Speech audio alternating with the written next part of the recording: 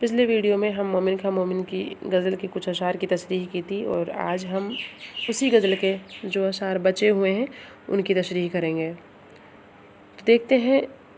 چھٹے نمبر کا جو شعر ہے اس کی تشریح۔ نسبت عیش سے ہوں نظام گریہ یعنی ہے رونا کہ دہن گور کا خندہ ہوگا۔ نزا کا مطلب ہوتا ہے موت کا وقت، گریہ یعنی رونا یا فریاد کرنا، دہن یعنی منہ، گور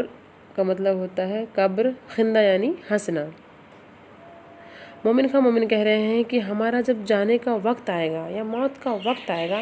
ہم اپنی زندگی کے عیش کے دن یاد کریں گے، اور کیونکہ انسان خوشی کے دن یاد کرتا ہے اور افسوس کرتا ہے ان دنوں کے لیے، تو اس چیز پہ جو قبر ہے وہ ہنسے گی، کیونکہ قبر کو پتہ ہے کہ آخر کار انسان کا ٹھکانہ میری گود میں ہی ہے، اور آخر میں انسان آتا میرے پاس ہی ہے۔ اگلا شعر ہے، بات کرنے میں رقیبوں سے ابھی ٹوٹ گیا دل بھی شاید اسی بد عہد کا پیما ہوگا۔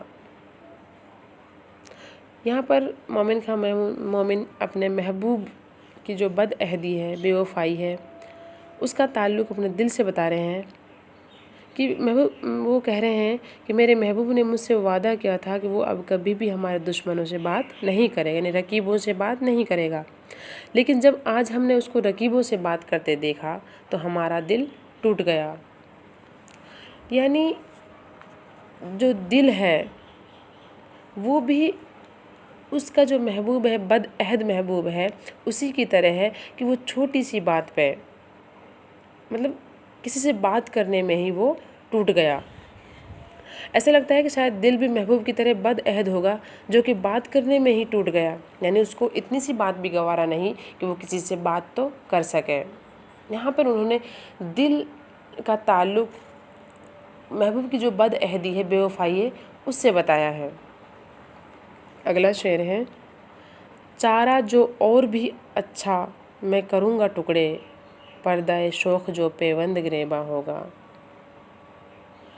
یہاں مومن خواہ مومن کہہ رہے ہیں کہ اے علاج کرنے والے،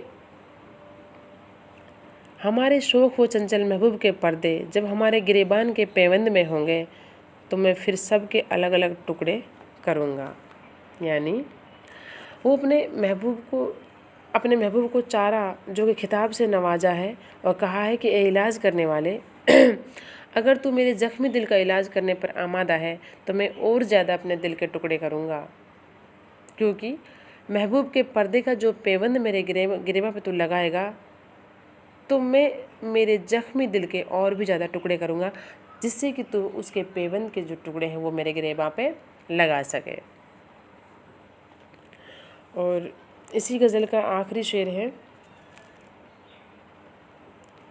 دوستی اس سن میں آفت ایمان سے کرے مومن ایسا بھی کوئی دشمن ایمان ہوگا۔ اب اس کا ہم دو طریقے سے تشریح کر سکتے ہیں، یعنی مومن خواہ مومن ایک تو یہ کہہ رہے ہیں کہ ہم ایسے شخص سے دوستی کر لیں جو کہ ہمارے امن و سکون کے لیے آفت ہو، یعنی ہمارے امن و سکون کو چھین لے، تو پھر ایسا شخص جو ایمان کا دشمن ہو اسے اس کے نتیجے میں سب کچھ بھول جائیں، ہم کو کہاں ملے گا، یعنی سوائے محبوب کے۔ اور ایک ہے کہ مومن اس شعر میں فرماتے ہیں کہ اس شوق محبوب سے محبت کرنے کے لیے کسی کو اپنے ایمان سے دشمنی مول لینی ہے۔ کون اس بدبخت محبوب سے عشق کرے گا، کون عشق کی خاطر اپنے ایمان کو خطرے میں ڈالے گا۔ اس لیے مومن خواہ مومن کہتے ہیں کہ اس انسان سے دوستی ہی نہ کروں، کیونکہ دوستی اس سن آفت ایمان سے کرے، یعنی یدی ہم اپنے محبوب سے دوستی کریں تو ہمیں پتہ ہے کہ ہمیں آفت مول لینا ہے، تو اس لیے ہمیں چاہیے کہ کوئی دشمن ہے، یعنی وہ ایمان کا دشمن ہے، تو ہمیں چاہیے کہ ہم اس سے محبت ہی نہ کریں، کیونکہ ہمیں ایمان کا دشمن نہیں بننا ہے۔ تو اس کی ہم دو طریقے سے تشریح کر سکتے ہیں، ایک تو پازیٹیو وے میں اور ایک نیگیٹیو وے میں۔